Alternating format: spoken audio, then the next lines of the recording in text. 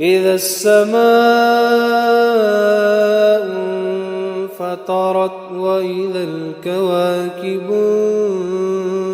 انتثرت وإذا البحار فجرت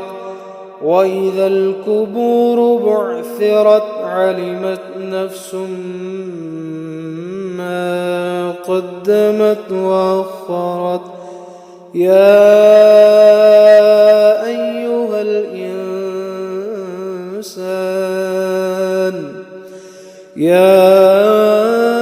أيها الإنسان ما غرك بربك الكريم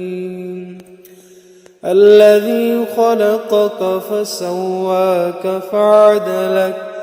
في أي صورة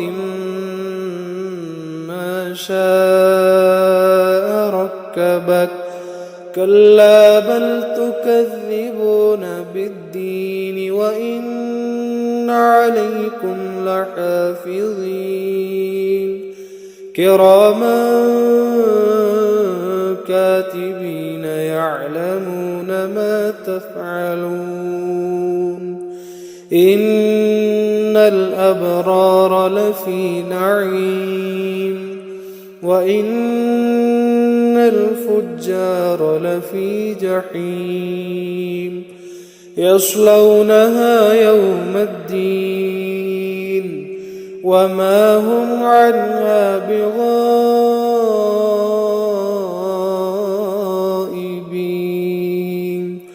وما أدراك ما يوم الدين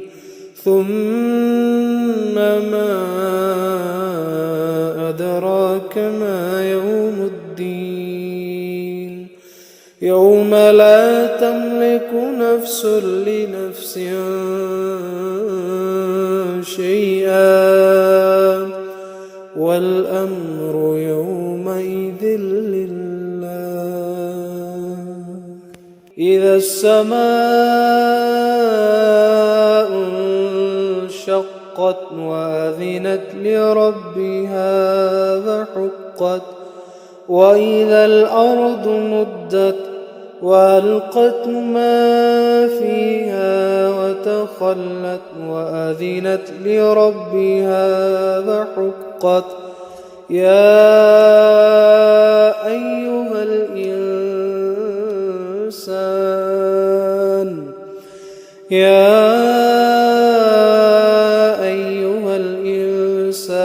إنك كادح إلى ربك كدحا فملاقيه فأما من أوتي كتابه بيمينه فسوف يحاسب حسابا يسيرا وينقلب إلى أهله مسرورا وأما من أوتي كتابه وراء ظهره فسوف يدعو ثبورا ويصلى سعيرا إنه كان في أهله مسرورا إنه ظن أن لن يحور بلى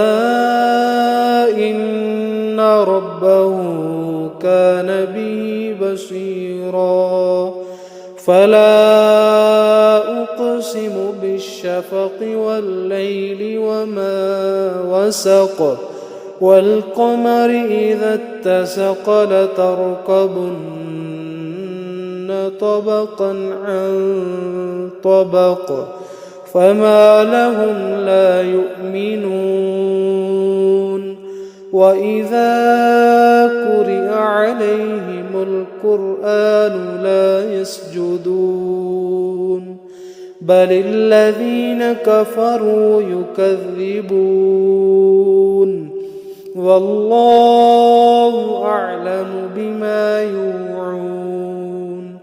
فبشرهم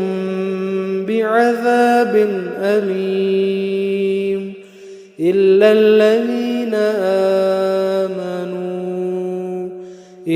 الذين آمنوا وعملوا الصالحات لهم أجر غير ممنون.